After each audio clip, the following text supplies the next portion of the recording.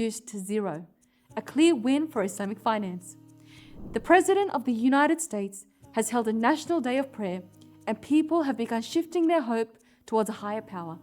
And while yes, the virus at first led some people into a wild frenzy of greed and selfishness, the chaos has slowly given rise to communal spirit of giving and charity. We've also seen a new wave of gratitude flooding communities, particularly with the amount of respect and appreciation shown towards health personnel, doctors and nurses, men and women who truly deserve respect. I make a notable mention of the first 4 doctors in the UK to succumb to the disease while fighting on the front lines, all of whom were Muslim.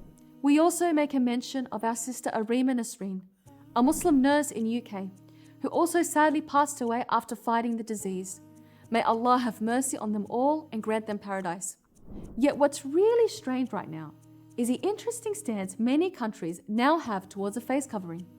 Countries like France, Austria, Denmark, Norway, and the Netherlands, who have long been at odds with the Islamic face covering, even in some instances banning it altogether, are now embracing the cloth without hesitation.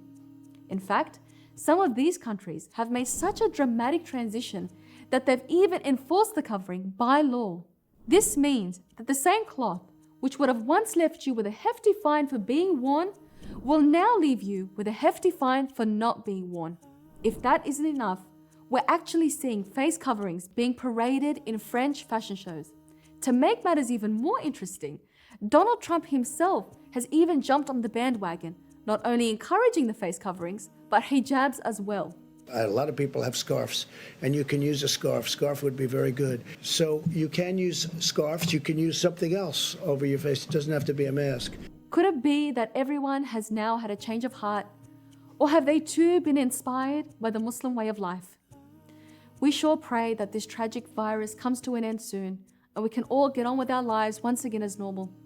And we sincerely pray that Allah alleviates the suffering around